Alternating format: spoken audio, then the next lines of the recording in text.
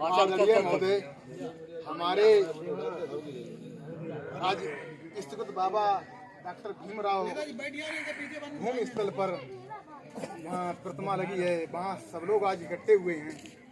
बहुत बहुत मैं साधुवाद है, क्योंकि आज संत शिरोमणि रविदास जी का जन्म दिवस है।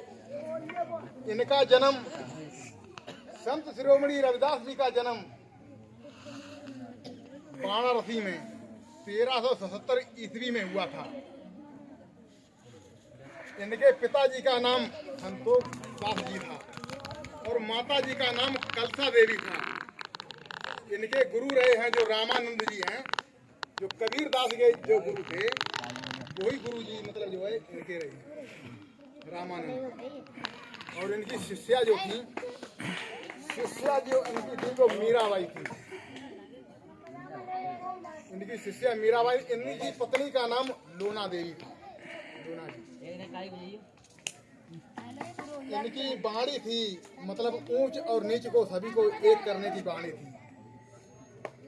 ऐसा चाहता राज में सबको मिले अन्न। ऐसा चाहता राज में सबको मिले अन्न, छोटे बड़े सब बसें, रैदास रहें प्रसन्न। ऐसी इनकी बाणी थी। हमारे अब नंबर यहाँ से लगाते हैं 1 मिनट के लिए। किरण भाई, हमारे भगवान बुद्ध देश का विश्व को उजाला देने वाले करुणा के सागर तथागत गौतम बुद्ध को मैं नमन करते हुए, क्योंकि इन्होंने मानवता का पाठ पढ़ाया है। इन्होंने मानवता का पाठ पढ़ाया है गौतम बुद्ध ने, क्योंकि ये भारत देश में नहीं बल्कि मलेशिया से ले गए इनको 140 कंट्रियों में, 40 कंट्रियों में नहीं, 40 कंट्रियों को केवल बरिस्ता है। 144 देश मानते हैं इनको। 144 देशों में बुद्ध मतलब पूर्ण रूप से हैं।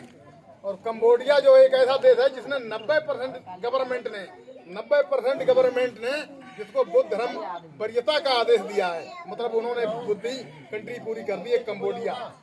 और संकिसा के अंदर आप देखिए, सबसे बढ़िया अगर बना है तो कंबोडिया का मंदिर बना है। मंदिर देखिए, टेम्पल कंबोडिया का।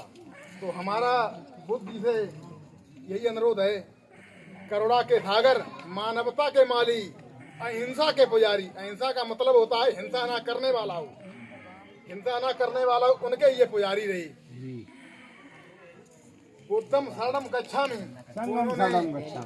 हाँ, बुद्धम शरणम गच्छामि, ये उन्होंने नारा दिया है।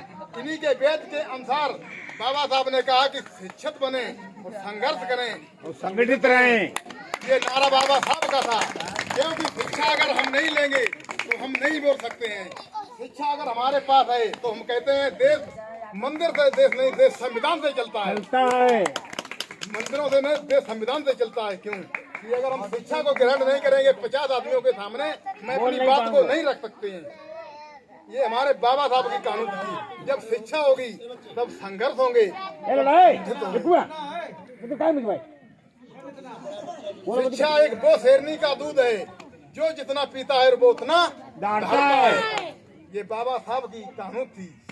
और संत हमारे महाराज संत, राष्ट्रीय संत गाड़े के महाराज हैं, इन्होंने कहा आधी रोटी खाइए लेकिन बच्चों को जरूर पढ़ाइए। जब हम शिक्षा ग्रहण करेंगे तो अपनी बात 50 लोग हों चाहे 1000 लोग हों, हम उस बात को अपने रख सकते हैं। आज यूजीसी 1 मिनट के लागू हुआ है, लेकिन ब्राह्मण और ये काफी लोग थे रोड पे आ गए। भाई क्यों मंदिर क्यों नहीं जाते हो? मंदिर में मांगिए, विरोध यहाँ क्यों करते हो? लेकिन ये कुछ बात नहीं है। संत गाड़गे जी का कहना है कि आप मतलब जो है आधी रोटी खाइए लेकिन बच्चों को जरूर पढ़ाइए। और हमारे एक फूलन देवी वीरांगना हुई हैं हमारे समाज में। जब इनको न्याय नहीं मिला तो इन्होंने अपने न्याय खुद लेने के लिए संघर्ष किया है। और हमारे ये फातिमा से जो है, हमारे ज्योतिबा फूले जी जो थे, उनकी पत्नी का नाम था सावित्रीबाई फूले। सावित्रीबाई के फूले के साथ कंधे से कंधा मिलाकर चलने वाली हमारे मुस्लिम समाज में जन्मी फातिमा शेख जी। जिन्होंने किसी व्यक्ति ने जगह जब नहीं दी है तो इन्होंने जगह अपने यहाँ दी पूना के अंदर, और पूना के अंदर स्कूल खुलवाया। आज हमारी महिलाएं समाज महिलाएं ये जानती हैं कि शिक्षा की देवी कौन है, बताइए। शिक्षा की देवी हमारी सरस्वती नहीं बल्कि सावित्रीबाई फूले हैं, क्योंकि सावित्रीबाई फूले ने घर घर जाकर, आज का कौन व्यक्ति ऐसा होगा जो घर घर जाकर शिक्षा की अलग जगाएगा और महिलाओं और सबको पढ़ाएगा। ये हमारे वो तो उनकी प्रतिमा नहीं है, लेकिन इन्होंने सावित्रीबाई फूले को जगह दी थी, स्कूल खुलवाया था। अगर पहला स्कूल खुला है तो पूना में ही खुला है। और अगर मुस्लिम समाज में अगर जो है पहली महिला शिक्षिका बनी है वो फातिमा शेख ही बनी, और अपने समाज में जो बनी है वो मतलब सावित्रीबाई फूले। लोग हमारे समाज में अपने को ना जान कर महिलाएं मतलब शिक्षा की देवी को, सरस्वती को वरीयता देते हैं। वरीयता वैसे सावित्रीबाई फूले हैं, शिक्षा की देवी असली हुई जाए। आप अगर आप मोबाइल में नेट खोज करके देखिए तो शिक्षा की देवी सावित्रीबाई फूले ही आएंगी।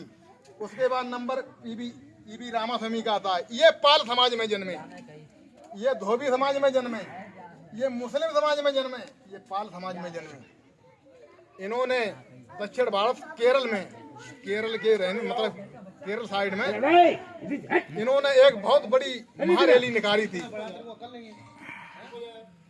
इन्होंने पाल समाज में इन्होंने बहुत बड़ी तिरुवनंतपुरम केरल में एक रैली निकाली थी, जिसमें इन्होंने एक रैली के अंदर सारे सब मतलब देवी देवताओं की मतलब जो भी हों प्रतिमा रख गए और झाड़ते हुए चले गए। जाके ये आदमी विरोध करेगा तो इंसान करेगा, देवी देवता विरोध नहीं करेगी। सोमनाथ मंदिर सर्व सोने का मंदिर था, जिसमें सोने काफी थे। और मोहम्मद गजनवी जब समय आया, पंडा कहते थे कि पुजारी भाई हमारे भोलेनाथ से रक्षा करेंगे, उन्होंने तलवार निकाली, तलवार काट के फेंक दिया प्रतिमा को और सोने लदाकर चला गया। तब क्या चले गए तुम्हारे। और इतने देवी मतलब काफी लोग हैं। जलियांवाला बाग में क्या हुआ, जलियांवाला बाग में हजारों हिंदुस्तानी मारकर चली गई, लेकिन एक हमारे सैयद ऊधम सिंह जो है, जिनका इनका नाम नहीं आता है, जिन्होंने घर में घुसकर जनरल डार के सीने पर गोली मारने का कार्य किया था, उनका नाम आज नहीं आता है, नहीं लिया जाता है। जलियांवाला बाग में जब कांड हुआ था तो ऊधम सिंह बहुत छोटी उम्र में थी और महीनों सालों तक मेहनत करते करते जनरल डायर के देश में जब पहुंचे, लंदन जाकर पहुंचे और सबसे आगे बैठा जवान सबसे आगे बैठ गया और मीटिंग के कम से कम 3 घंटे मीटिंग का इंतजार किया। जैसे ही जनरल डायर ने भारत की धज्जियां उड़ाई, जाके मैंने भारत में घुसकर हजारों मतलब कंट्रियों को मतलब देशवासियों को मार के आई भारत में, और मैं इस प्रकार की धज्जियां उड़ाता था। और उसने उसी वक्त रिवाल्वर निकाली, धाड़ धाड़ धाड़ सबसे आगे सीना बैठे, जैसे भाई साहब बैठे, और उसने जैसे हम इंतजार 3 घंटे मीटिंग चली, वहाँ इंतजार 3 घंटे तक देखा, जनरल डायर नहीं आया। 3 घंटे बाद जब मीटिंग आई, उसने पहले मीटिंग अपने हम करता रहा। जब उसने भारत की धज्जियां